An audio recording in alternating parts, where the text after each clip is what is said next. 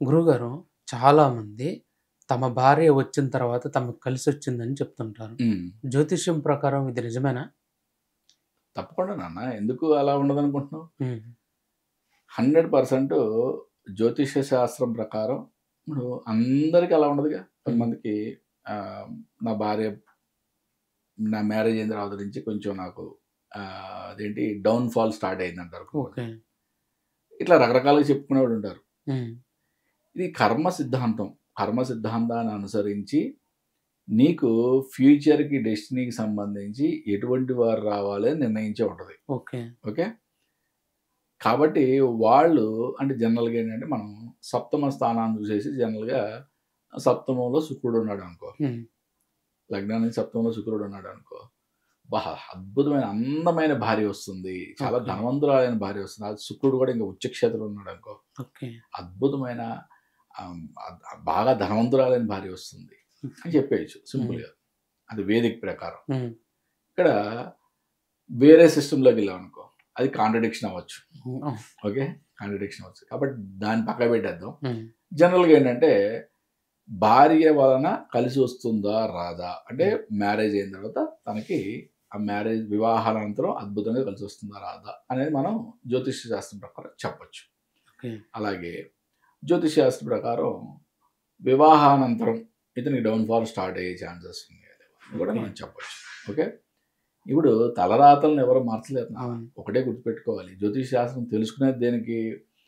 గురువుగారు నాకు చెడు జరిగేది ఉంది కాబట్టి మొత్తం అయిపోవాలి. ఏదో చేసేయాలి, ఏదో పూజ చేయాలి. అటువంటిది ఏముండదు. ఓకే. తలరాతను మార్చడం ఎవ్వరి తరం కాదు. అది నీ తరమే అవుద్ది. ఓకే. ఎవరైతే ఈ జాతకం చూపించినా వాడి తరమే అవుద్ది. హ్మ్. దాని యొక్క తీవ్రతను తగ్గించుకోవచ్చు. ఓకే. దాని యొక్క తీవ్రతను. అంటే మంచి యొక్క తీవ్రతను పెంచుకోవడానికి, చెడు యొక్క తీవ్రతను తగ్గించుకోవడానికి మాత్రమే జ్యోతిష్ శాస్త్రాన్ని వాడాలి. ఓకే. ఓకే. నా అనాలిసిస్ ప్రకారం నా 25 సంవత్సరాల జ్యోతిష్య శాస్త్ర అనుభవం ప్రకారం నరేంద్ర దామోదర్ దాస్ మోడీ అనే హ్మ్. వ్యక్తి 2024 సంవత్సరంలో ఎలక్షన్‌లో గెలిచే ఛాన్సెస్ చాలా తక్కువ. ఓకే. కానీ ప్రత్యర్థులు ఏమైనా గట్టిగా ఉన్నారంటే ప్రత్యర్థులు గట్టిగా లేరు. అవును. ఓకే. అది రాజకీయంగా నేను మాట్లాడట్లా. హ్మ్. నేను జ్యోతిష్యపరంగా మాట్లాడుతున్నా. ఓకే. కానీ ఆయనకి అంత జాతక బలం లేకపోయినా ఆయన గెలవగలిగాడంటే అసలు నేను ఎలక్షన్‌ల ముందు అందరు ప్రిడిక్షన్ చేశా. ఓకే. ఆంధ్రప్రదేశ్ ఎలక్షన్ ప్రిడిక్షన్ చేశాను. తెలంగాణ ఎలక్షన్ ప్రిడిక్షన్ చేశాను. ఓకే. చాలా అద్భుతంగా రేవంత్ రెడ్డి గెలుస్తున్నాడు అని చెప్పా. హ్మ్. 55% మార్క్స్ 55-60% మార్కులు రేవంత్ రెడ్డికి ఇచ్చా అని చెప్పా. 40% మార్కులు మాత్రం కేసీఆర్‌కి ఇచ్చా అని చెప్పా. అదేవిధంగా సీట్ రేషింగ్ వాళ్ళకి అలాగే వచ్చినాయి. పోటాపోటీగా వచ్చినాయి. కానీ రేవంత్ రెడ్డి గెలిచాడా లేదా? అవును. ఏపీలో సునాయాసంగా చాలా ఈజీగా కూటమి గెలుస్తుందని చెప్పా. గెలిచింది. ఓకే. ఓకే. అలాగే పవన్ కళ్యాణ్ అనే వ్యక్తి deputy CM are CM level పొజిషన్‌కి రాబోతున్నాడు అని చెప్పారు. ఓకే. వచ్చాడు. మరి అలాగే కానీ అప్పుడు నేను నరేంద్ర దామోదర్ దాస్ మోడీ గారిది జాతక విశ్లేషణ చేయలా.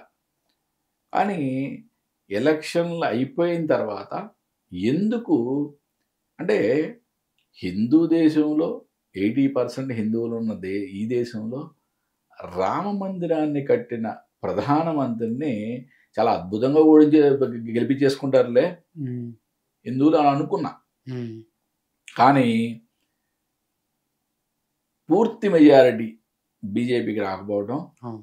బీజేపీ ఎన్డీఏ కూటమి సభ్యుల మీద ఆధారపడటం చూసినప్పుడు ఆయనకి జాతక విశ్లేషణ చేయడం జరిగింది. ఓకే. 2024 ఎలక్షన్‌లో ఆయనకి జాతకం ప్రకారం చాలా వీక్‌గా ఉంది పొజిషన్. ఓకే. ఓకే. వీక్‌గా ఉంది పొజిషన్. అంటే చెప్పాలంటే చాలా అంటే ప్రభుత్వాన్ని అంటే ఫార్మ్ చేసే అంత అద్భుతమైన బలాలు కూడా లేవు. ఓకే. ఆయన మరి ఎలా రాగలిగాడు? అంటే అక్కడే నేను చెప్తాను. మనం మన జాతకం యొక్క మంచిని పెంచుకోవడానికి, చెడుని తగ్గించుకోవడానికి మనం తెలుసుకోవాలి. ఓకే. ఓకే. ఆయన వీటన్నిటికి కూడా అతీతుడైపోయాడు. ఓకే. అది నా యొక్క అనాలిసిస్ అంతే. ఇది నేను ఎవరిని ఏకీభవించమని చెప్పట్లేదు. ఏమీ లేదు. నా అనాలిసిస్ ప్రకారం ఆయన ఈ యొక్క స్టేజ్ దాటి వెళ్ళిపోయాడు. ఓకే. కాబట్టే ఆయనకి ఈ జాతకం పనిచేయని స్థితి కూడా మానవుడు వెళ్ళగలడు. గుర్తుపెట్టుకోండి. ఎప్పుడైతే నీకు నీ మీద పూర్తి విశ్వాసం ఉంటుందో, నీకు భగవంతుడి మీద పూర్తి విశ్వాసం ఉంటుందో, నువ్వు 100%, 99% కాదు, 100% నువ్వు నీ యొక్క జాతకం నీ మీద ప్రభావం చూపించకుండా నువ్వు బతకగలవు. ఓకే. ఓకే. ఎవరో దాకా ఎందుకు నాన్న, 2025లో నా జాతకం ప్రకారం నాకు జరగాల్సిన కొన్ని దుస్సంఘటనలు జరగలేదు. ఓకే. 2019లో నేను మీకు కొన్ని విషయాలు చెప్పా. 2022లో కొన్ని విషయాలు చెప్పా. ఓకే. అన్ని వీడియోలో చెప్పాను నేను. అక్కడ జరగాల్సిన దుస్సంఘటనలు చిన్నగా జరిగిన తీవ్రం తగ్గి. ఓకే. మరి 2025లో 2024 గురు సంచారం చూసినప్పుడు 2024 మే నుంచి 2025 మే వరకు నా జాతక ప్రకారం కొన్ని అనుకోని సంఘటనలు, కొన్ని దుస్సంఘటనలు జరగాల్సిన ఛాన్సెస్ ఉన్నాయి. కానీ అవన్నీ జరగలేదు కదా. ఓకే. అసలు తీవ్రత తగ్గి కూడా జరగలేదు కదా. జరగలేదు అంటే ఏంటి, మన జాతకాన్ని మనమే మార్చుకునే ఛాన్సెస్ ఆర్ దేర్. ఓకే.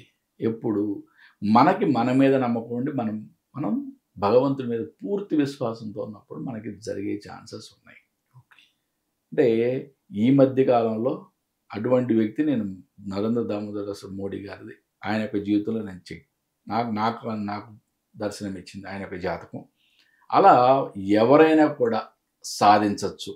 అది గుర్తుపెట్టుకోండి. అంటే జనరల్గా ఏంటంటే చాలామంది సరే వివాహం అయిన తర్వాత బాకలు చూస్తే మంచిదే, అతనికి మంచిది, అతని భార్యకి మంచిది, ఎంత బాగుంటుంది.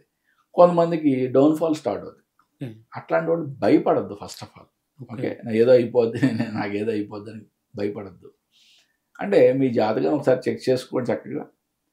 అటువంటి ప్రాబ్లం ఉన్నప్పుడు దానికి ఏమైనా మీరు చేసుకోగలిగినవే మెయిన్ ఇంపార్టెంట్. మీరు చేసుకోవాల్సిన పరిహారాలు చేసుకోవడం మెయిన్ ఇంపార్టెంట్గా. మీ యొక్క సంకల్ప బలాన్ని పెంచుకోవడం, మీ యొక్క దైవ బలాన్ని పెంచుకోవడం, ఈ రెండు మీరు చేయగలిగితే ఆటోమేటిక్గా అవన్నీ జాతక బలం అనేది చాలా తీవ్రత చాలా తగ్గిపోద్ది. అంటే మీరు అవన్నీ కూడా అధిగమించి మీరు మీ జీవితం సాఫీగా సాగిపోతుంది.